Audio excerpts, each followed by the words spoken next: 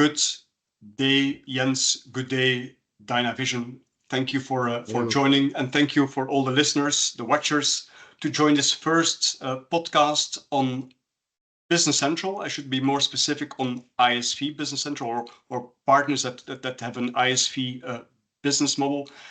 And we're really going to dive into more depth on the world, the very exciting world, I believe, of independent software vendors, of ISVs. Talking about innovative solutions they bring, the challenges they experience. It's really about sharing to the outside world, to other ISVs, may that be in the Business Central world, may that be in other ISV business application worlds. Very eager to share, I think, the very exciting world of ISVs. Now, this podcast is, of course, specifically Business Central.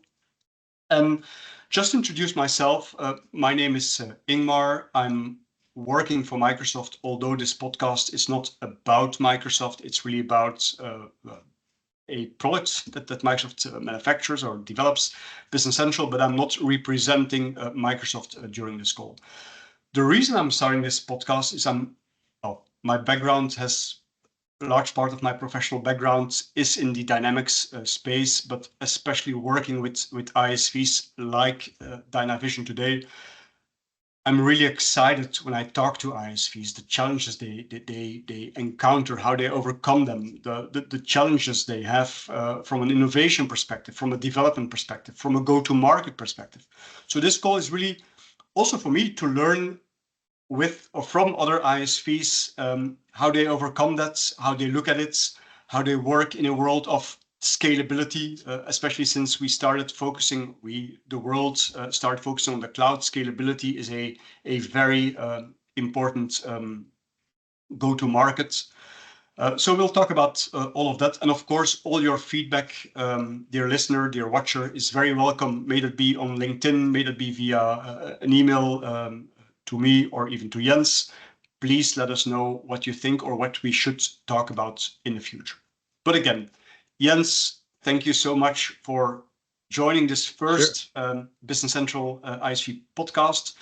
I see the logo of Dynavision in your background. I know you're on your shirt. You also have the Dynavision logo. It's over here, close to the heart. So great. But thanks for joining again. Let's start with I think most logic question. Who's Jens and who's Dynavision? All right, thank you, Ingmar, for having me today on your podcast. So my name is Jens. I am a strategic partner manager at Dynavision, where my responsibilities are sales, marketing, deciding on which we have to go in this very dynamic world. So mainly I'm taking care of the business side of Dynavision at the moment.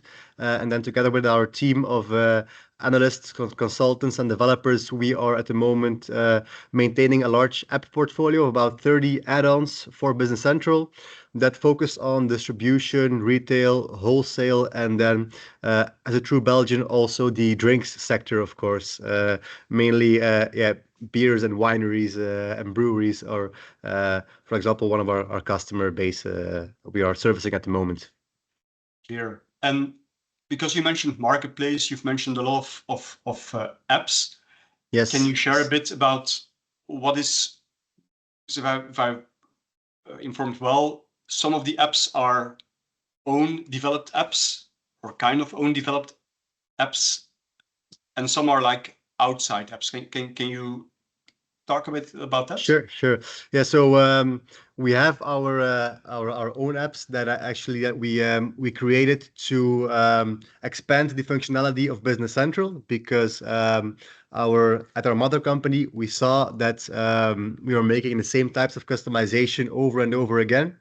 And that's when we decided to look at the features that were being built the most into customization and just transfer them to our own IP. So that's why we created apps specifically to tackle these types of customizations. So in new projects, our partners, they don't have to customize, but they can just install the apps and configure them. But then, of course, we are often not the only tech partner or the only ISV that most BC partners work with. So, for example, we have a partnership with Elf Squad. Elf Squad is a CPQ software that also focuses on dynamics markets, and we created an integration between Business Central and Elf Squad CPQ so they could transfer the data seamlessly. So that's also what we are focusing on. We also have a company web app that we've built for them. So we are doing some product development for our own good, but also for some external partners, such as then Company Web and Elf Squad are two nice examples. Clear. And so you are selling those solutions as an ISV broadly. Anything that you can share there? Like, is it? I know, of course, you're based in. I know you're based in Belgium. Are you selling into, just saying here, Netherlands, Nordics, France? Can you talk a little bit about that and Dynavision specifically? Sure. Really want to to leverage the World Wide Web. So at the moment, we our apps are almost available in every country. Or of course, as we are a Belgian ISVs, as ISV, it's easier to talk to our fellow Belgian BC partners or Dutch BC partners. But we are also looking into other markets as well. For example, Nordics, UK, even the US, North America is also an important market for us because there is just lots of potential over there. You're very super interesting. Now, another question that I think we can have a separate 2-hour podcast on this one, Jens. Innovation. And I know that for an ISV, there are like maybe 10, 15, 20 innovation projects that you can start on. May that be from a very functional, because you mentioned the drink sector. Yes. All the changes happening in that industry, but there's also, I would more call it digital innovation happening. Mentioning here the word co-pilots. Of course, you have to mention indeed. it. Yeah. I mean, at least once I'm going to mention co-pilots, already the second time. But my question would be, as an ISV, I think it's very, like any company, you have limited resources. I don't like the word resource, but again, we have limited people, you have limited time. There's go-to-market that you need to think about. So how do you decide where to start innovation, how to start innovation? How do you come to that point that you're going to say with your team, okay, these are the top 3 priorities that we're going to focus on the next 6 months or the next year? How do you do that? Okay, well, it all starts with first creating, of course, a solid basis for our normal day-to-day jobs and development. So we try to create a steady base for our organization. So we know new partners are coming. We are servicing them with the app portfolio we have at the moment, and we make sure that the quality of the existing app portfolio stays very, very high. So we try to invest lots of time in that. And then, of course, our team, as we are a tech company, of course, innovation is it's in our blood. So everyone is working on that innovation, thinking about things on how we could improve. And that is, of course, also outside our 9 to 5 standard working days. It's a thing that just it flows through everyone. It flows through the organization. Everyone is thinking about innovation, and then we try to see how we can make innovation also very functional and practical for us, because we don't want to be an organization that innovates just to be able to say, hey, guys, look at us. We are innovating and we are using Copilot. We don't want to be that kind of, let's say, empty shell. We really want to create value through innovation. So for us, it's important to, let's say, invest time in POCs, for example, so we can really test out if a certain innovation would work for us or not. Then we go into discussion with our customers. Is this going to give you enough value or not? Are you willing to, of course, to pay for it? Is there a business model for it as well? Because when you innovate and you invest, there also has to be a return on investment. So that is how we try to take care of things. So starting from a solid basis, and then we move on to looking at innovations that could really create value and that have a business case for them. But it sounds a bit like an innovation loop. You have indeed your base. You get the feedback from customers. You check this with your internal team. how feasible is it? How difficult is it? You implement it, you get maybe some, as you mentioned, the POCs, the proof of concepts. Yes. Testing it with some customers. Is this valid or not? And that's a circle, not a circle of life, but a circle of innovation. Exactly, and it's kind of the efficient circle of innovation as well. That's important to us because, as you say, you don't like the word resources, but they are limited, the resources. So we really have to make sure that we use them as efficient as possible. Yeah. Now, a question attached to that innovation. So you are building and you're working with partners that are all using, you are developing on Business Central, Dynamics 365 Business Central, I should say, the former Navision or NAV, as I should say. Can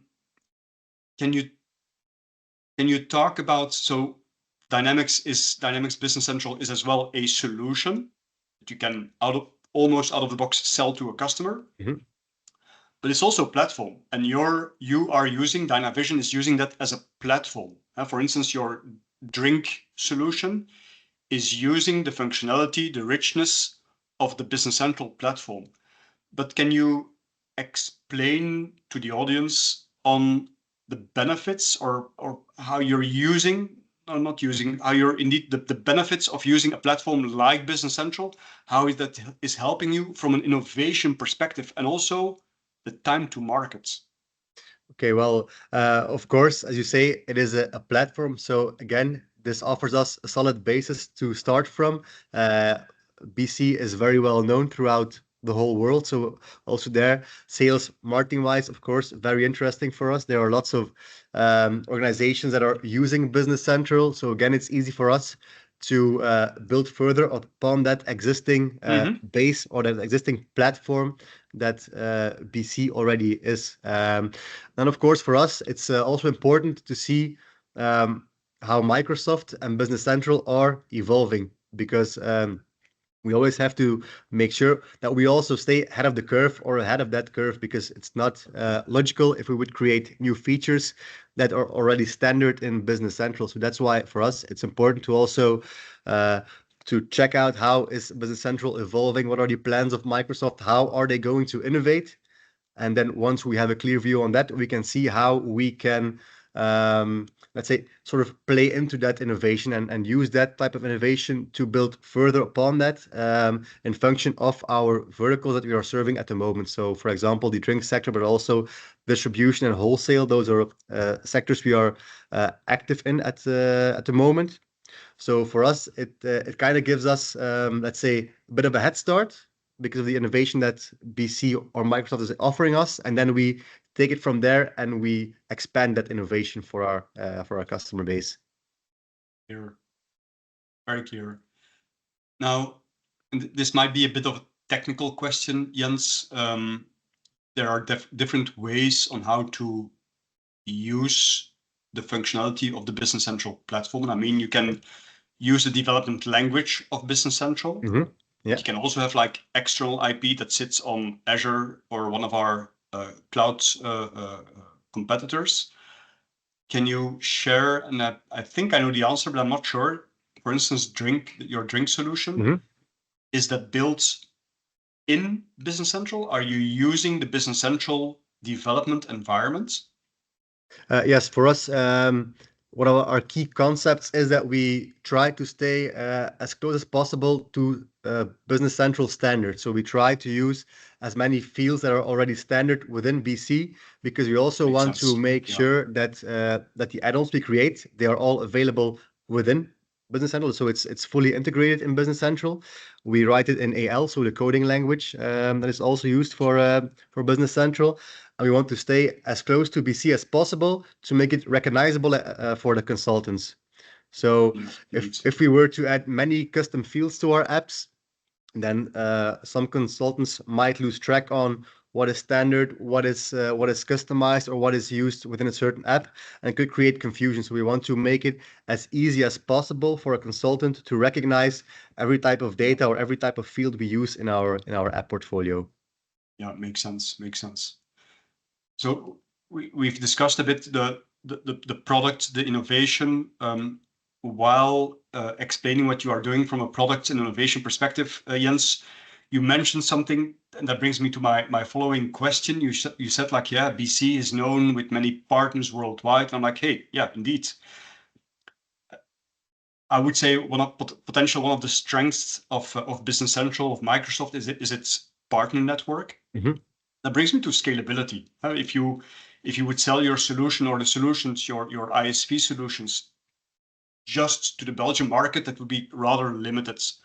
Now you said, yeah, okay, we're also active in the Netherlands. You're looking at Nordics, you're looking at the US, or you are active in the US. But what I would like to understand, maybe twofold, what are your challenges from a scalability perspective? And second, how do you solve those challenges? Okay.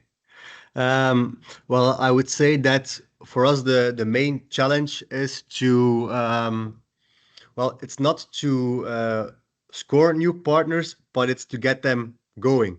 So, for example, many of our new partners, they often start off with one or two apps that they immediately need, and then it was our idea or strategy to scale through those partners. So if they are happy with the one app that they're using at the customer, we can present our full portfolio to them. Maybe new opportunities will arise, and then we can start upselling and cross-selling, for example. But we noticed that, well, the biggest challenge is that a BC partner has many, many different ISVs that they are working with. So for them, it's not very easy to keep a clear overview of what ISVs am I working with and what are their solutions, especially if you have 30 apps like us.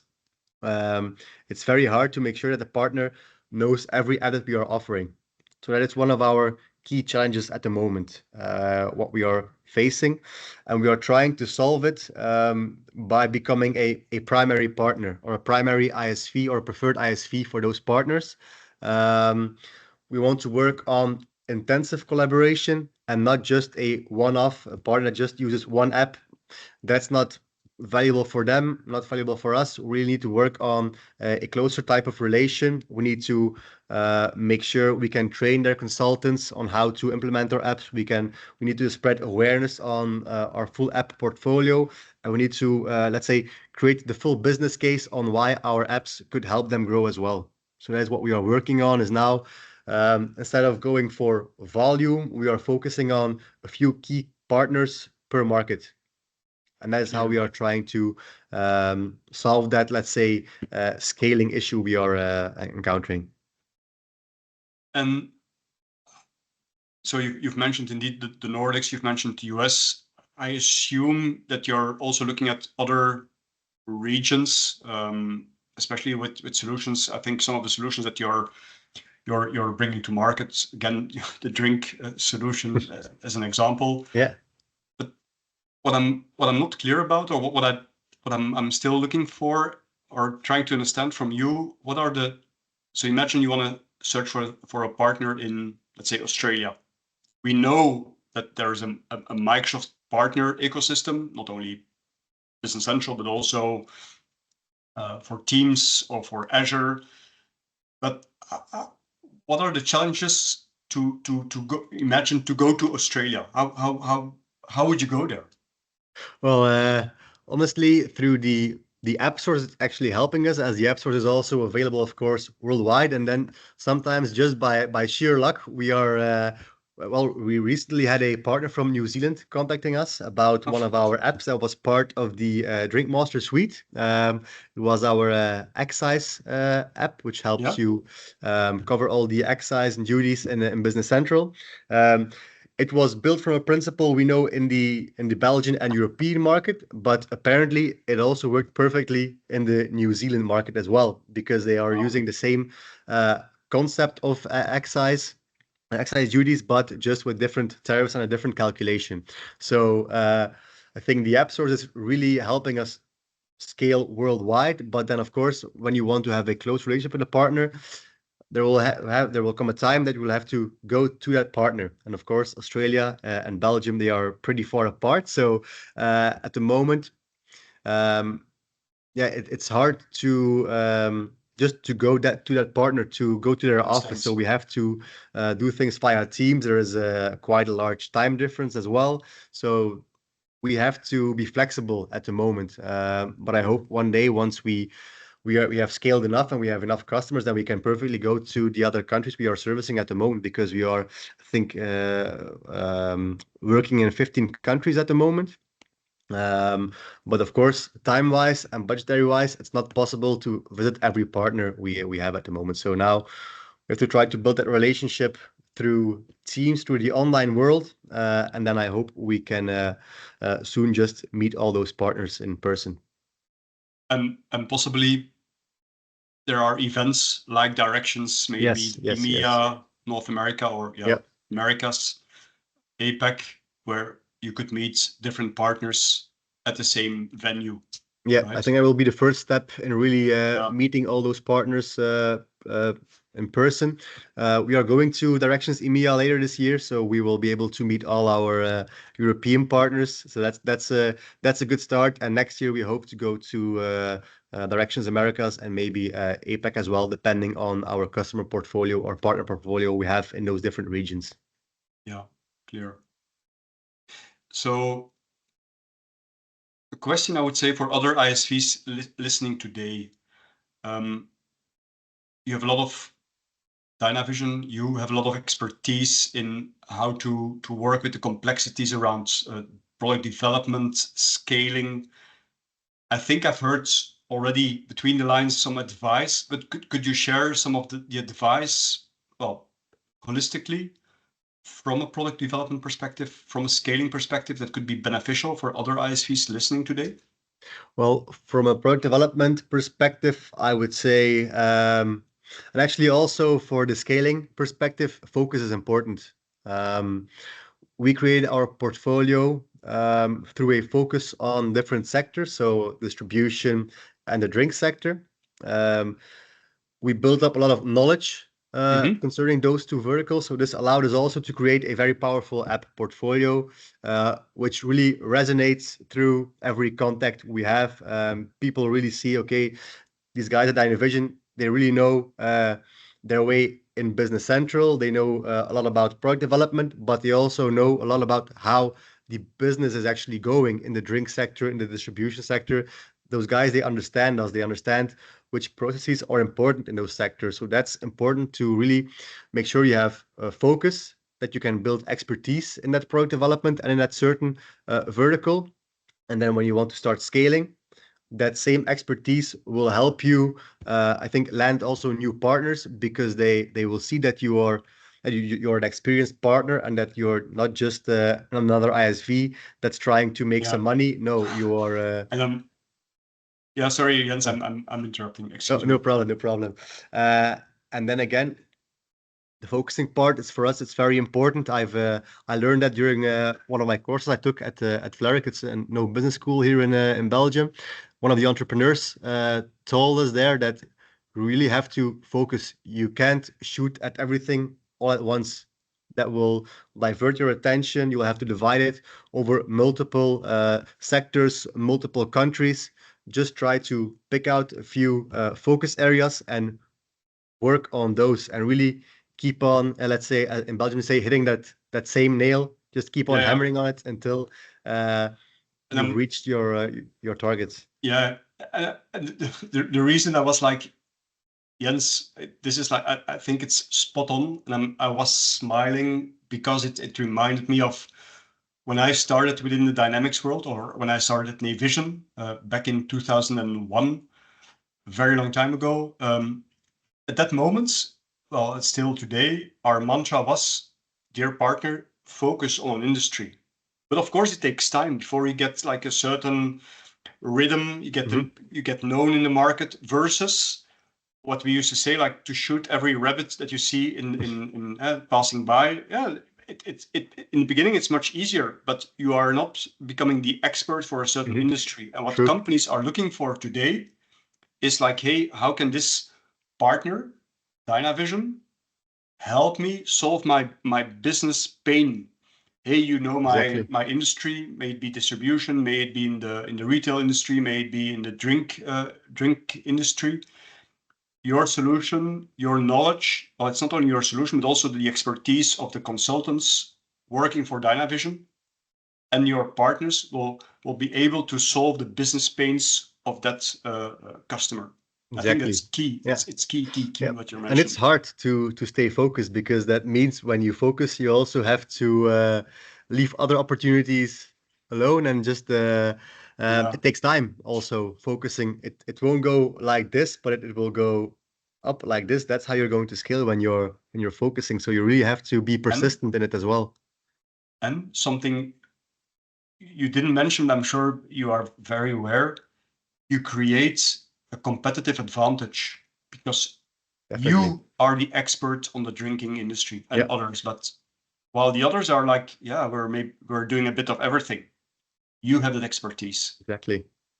Yeah. Competitive advantage. Super, spot on, Jens. My last question, and it's a question I'm going to ask every company or every person joining this podcast. It's really about advice. You know the Dynamics world, you know the Business Central world, but if there would be one suggestion, and only one suggestion that you could make to Microsoft, and that would not only benefit Dynavision, but would also benefit other ISVs, that would help you and other ISVs to create more business. May that be from a revenue perspective, may that be from a customer ad perspective. What would be that one advice to Microsoft? And again, I'm not asking for like, hey, decrease the price or give me more promos. It's not about that, but really about may that be the business model, the go-to-market scaling. What would be that one advice that you believe would create more business? Well, for me, it's very simple. Microsoft knows all the BC partners. They know what they are focusing on, which verticals they are working on, and they also know the ISVs that are in the market at the moment, and they know what those ISVs are also focusing on. So they should definitely try to connect them more. It's important for an ISV, especially when you're quite new in the sector, that you get introduced. So I think leveraging their huge network would really help ISVs and both partners as well to scale much, much faster. So what you're saying, indeed, connecting, you are an ISV. We have also resellers. I don't like the word reseller, but or VARs. Yeah. So partners that could resell or implement your solution. You're mentioning New Zealand earlier in this podcast. That there is an easier way to connect and to get to know each other, ISV and a SI. Let's call it an SI, system integrator. Right? Yes, that's what you're saying. Yeah. Just leverage that huge network. There are lots of managers, account managers at Microsoft as well that will, I think, will be perfectly able to do those introductions, set things up. Just get partners and ISVs talking to each other, and then they can do the rest. But that initial connection, that's where the value is, I think. Where the value sits. Yeah. Yes, definitely. Jens, we're at the end of this first podcast. Already? Time is like check, and almost 30 minutes have passed. Thank you very much for being on this first podcast. My pleasure. I'm sure we'll meet again in the future, if not virtual, face-to-face. It's a small world, the Business Central world. Exactly. Small. We have a lot of partners, but a lot of partners know each other. Thank you very much, and talk soon. All right. Thank you, Ingmar. Thank you for having me. Bye-bye. And Bye-bye. See you. Bye. Yeah, thank you. Bye-bye.